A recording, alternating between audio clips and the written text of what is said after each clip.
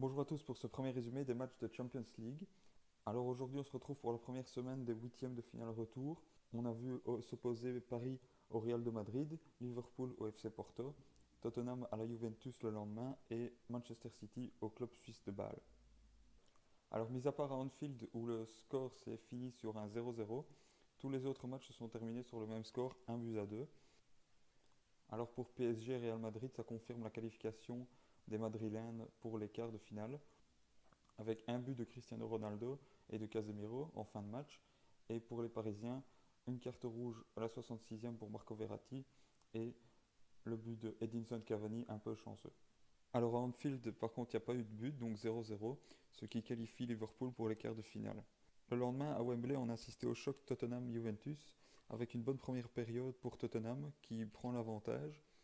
Malheureusement pour eux, à la 64e, Higuain et à la 67e, Dybala viennent tuer leurs espoirs et donc ainsi la Juve se qualifie pour les quarts de finale. À l'Etihad Stadium, on assistait à la qualification des Citizens malgré leur défaite 1-2 face à un club de Bâle qui a su maîtriser son match et prendre l'avantage. Donc on commence avec les buts de la rencontre PSG-Real Madrid. Après une première mi-temps bien maîtrisée du côté du Real Madrid, c'est logiquement qu'ils inscrivent le premier but sur un centre de Lucas Vazquez et la tête forcément de Cristiano Ronaldo. La manière dont Dani Alves se fait techniquement passer par Asensio montre bien la faiblesse du PSG face au Real Madrid lors de cette rencontre.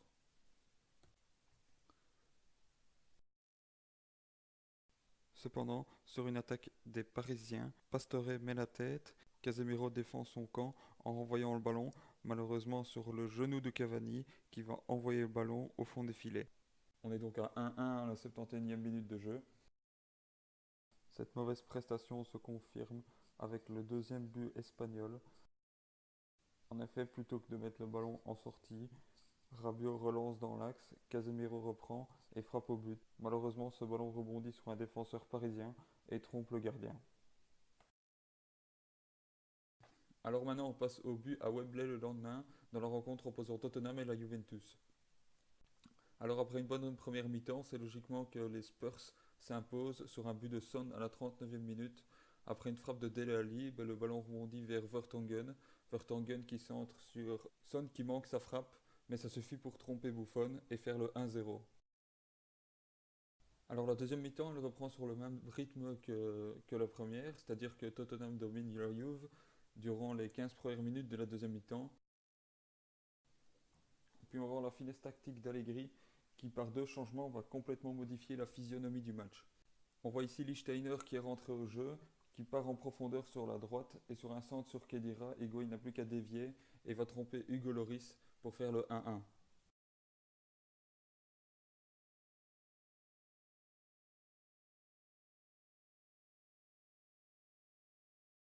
3 minutes plus tard, Chiellini passe à Higuain qui prend le temps de se retourner correctement et qui sert Dybala dans les meilleures conditions, qui va se retrouver seul à seul face à Loris. Le jeune Argentin n'a plus donc qu'à prendre l'avantage pour qualifier la Juve en quart de finale.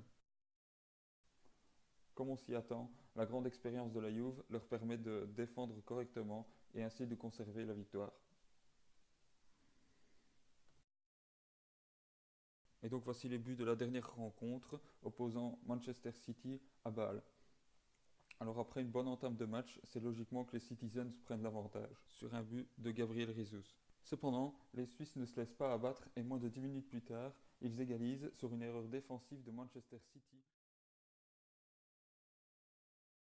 Sur une nouvelle erreur des Anglais, Michael Lang arrive à tromper Claudio Bravo et permet au club suisse de sortir de la compétition la tête haute.